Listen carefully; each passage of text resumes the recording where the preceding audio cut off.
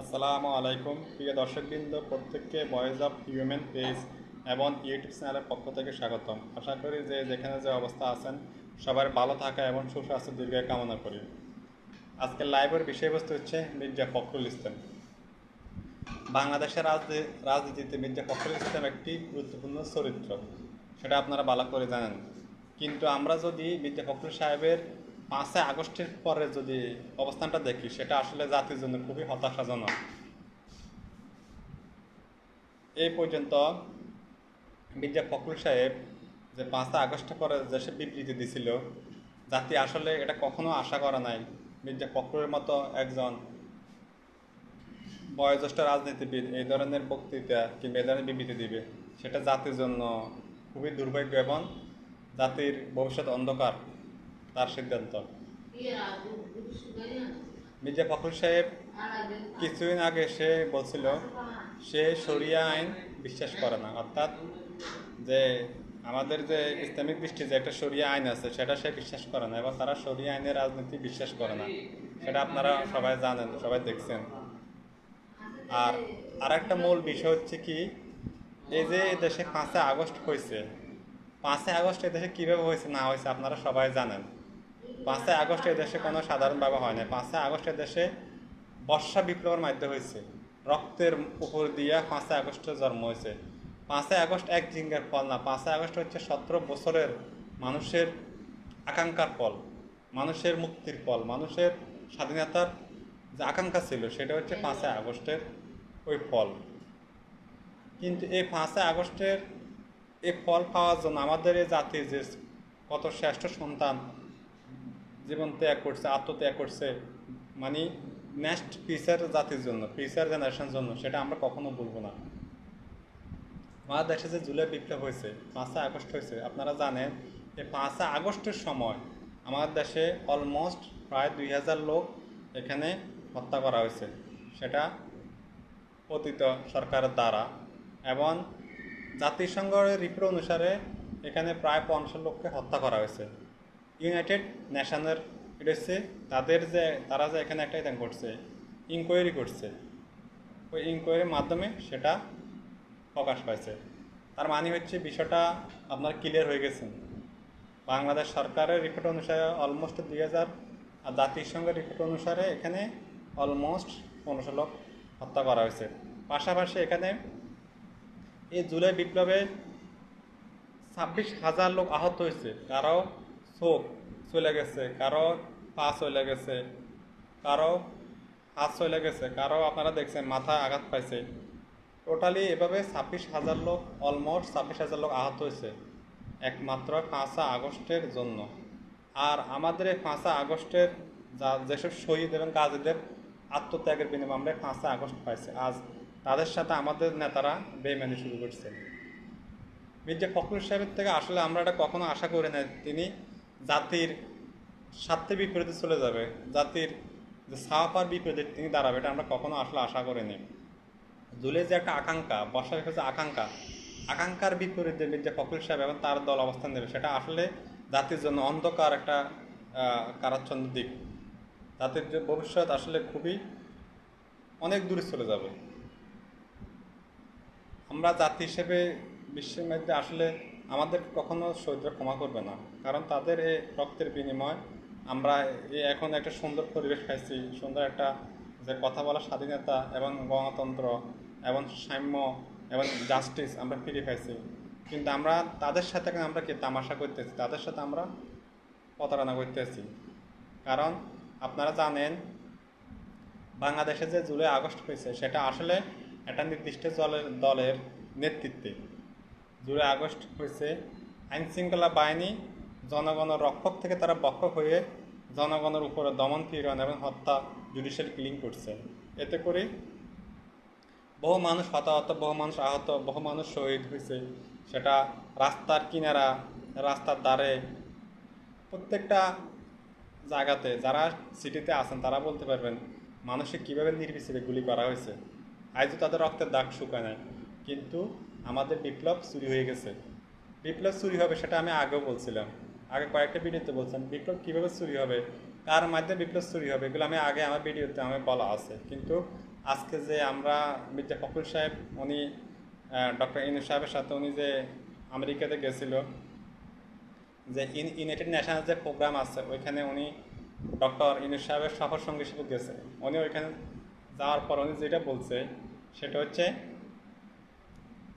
মির্জা ফখরুল সাহেব বলতে চেয়েছেন আওয়ামী লীগ এবং যে জাতীয় পার্টি অর্থাৎ পতিত সরকারের যে দলগুলা, সরকার সহযোগী দলগুলা, তারা কাউকে নিষিদ্ধ চায় না, তারা সবাইকে নির্বাচন চায়।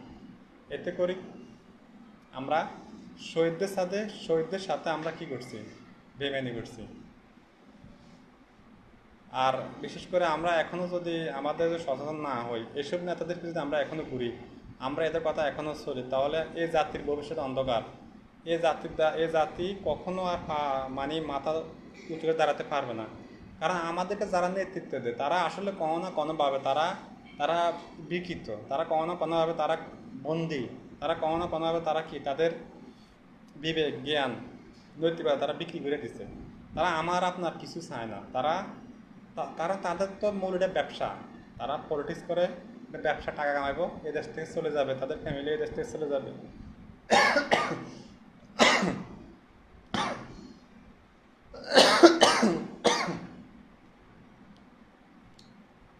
সরি, তাদের ছেলে মেয়েকে তারা বিদেশে লেখাপড়া করাবে, তাদের ছেলে মেয়ের ফিউচার তারা বিদেশে গড়ে দিবে। তো অর্থাৎ এদেশে মানুষ আসছে নাকি এদেশে মানুষ মরে যাবে তাদের কিছু আসা যায় না। কিন্তু আমরা কেন যে আজ এই বিষয়গুলো বুঝি না, আমরা কাদের পিছে ঘুরি, আমরা কাদেরকে মানে গার্ডিয়ান মানি। আরে ভাই, আপনার বিবেকটা আপনি একবার খাটান, আপনার বিবেক খরচ করে কাজ করেন, আপনি অন্যের দ্বারা প্রভাবিত হওয়ার কোনো প্রয়োজন নেই। আপনি দেখতেছেন আপনার আল্লাহ বিবেক দিচ্ছে, আপনি দেশে কি হয়েছে না হয়েছে বিগত 8-10 বছর কিংবা 17 বছরে আপনি মিনিমাম তো অনেক কিছু দেখছেন, 5 বছর ঘটনা দেখছেন, 10 বছর ঘটনা দেখছেন বয়স অনুসারে। তাহলে আপনার অবস্থান থেকে এগুলো বিবেচনা করেন। নেতা তো বিকৃত, নেতার কথা বলে লাভ নাই। যে নেতাকে অনুসরণ করেন সে নিজেও তো একটা কি, সে এ দেশে গোহা মারা ছাড়া কোনো চিন্তা নাই তার। সে দেশে সে কোনো না কোনোভাবে কোনো একটা রাজনৈতিক হাতে ব্যবহার করে দেশের কোনো একটা দায়িত্বে যাবে, সে দান্দাবাজি করবে, সে তার ছেলে মেয়েকে সে এ দেশে আনবে না। তার ছেলে মেয়ে ফ্যামিলি তাদের এই দেশে কোনো অস্তিত্ব নেই। তারা বিদেশে থাকে, ইউরোপে থাকে, আমেরিকা থাকে, ওইখানে তারা মানুষ হয়, ওইখানে তারা লাইফ সেটেল হয়, তাদের জন্মস্থানে ওইখানে। তাহলে আপনি কেন এদের পিছিয়ে ঘুরেন? তারা কি আপনার ছেলে সন্তান কথা কখনো ভাববে? কখনো ভাববে না। কারণ তারা আপনাকে আমাকে কি ব্যবহার করে তারা তাদের টাকা কামিয়ে নেবে, তারা তাদের যে রুজি রোজগার এগুলো তারা এখান থেকে কামিয়ে নিবে রাজনীতির হাতে ব্যবহার করে। আর দেখেন, আপনি যে নেতার পিছনে 30 বছর, 40 বছর, 20 বছর, 15 বছর ঘুরতেছেন, একবার চিন্তা করেন একটা সময় এই নেতার পোলা আসে আবার কি আপনার ছেলের নেতা হইব, কিন্তু আপনার ছেলে ওই নেতার ছেলে নেতা হইতে পারবে না। 30 বছর আপনি নেতার পিছিয়ে ঘুরছেন, নেতার পোলা লন্ডন কিংবা ইউরোপ কিংবা আমেরিকাতে লেখাপড়া করছে, ওখানে সে লাইট সেটিং করছে। 30 বছর পরে আসি সে আবার আপনার নেতা হয়ে যাবে, আপনার ছেলে নেতা হয়ে যাবে। তো আপনি কেন তার পিছিয়ে ঘুরবেন? কি দরকার আপনার? কোনো লাভ হইব আপনার? আপনি আজীবন ওই যে থার্ড পার্সন থেকে যাবেন, কোনো ফায়দা নাই। তো এখনও সময় আছে, আপনারা এখনও সজাগ হন, এখনও নিজের বিবেক বুদ্ধি খরচ করেন। আল্লাহ পাক আপনাকে একটা জ্ঞান দিছে, আপনি ওই জ্ঞান খরচ করে আপনার কি রাজনৈতিক অধিকার প্রয়োগ করেন। কোনো টাউট বাটপার, দুর্নীতিবাজ, চাঁদাবাজ, করাপ্টেড যারা ফেসিস্টকে সাপোর্ট করে কিংবা ফেসিস্টদের পুনর্বাসন চায়, এদেরকে বয়কট করেন। এটা আমার আপনার নৈতিক দায়িত্ব। আপনি একজন দেশের নাগরিক হিসেবে, আপনি একজন আপনি সুস্থ বিবেকবান মানুষ হিসেবে আপনি কখনো কোনো অপরাধী সাপোর্ট করতে পারেন না। এখন থেকে তাদেরকে বয়কট করেন, তাদেরকে বিভিন্ন অ্যাঙ্গেলে সোশ্যাল মিডিয়া কিংবা লাইভ যে পজিশনে পারেন তাদেরকে বয়কট করেন। এখনও সময় আছে। আমাদের ভবিষ্যৎ আমরা গড়ব, আমাদের ভবিষ্যৎ কোনো নেতার হাতে না।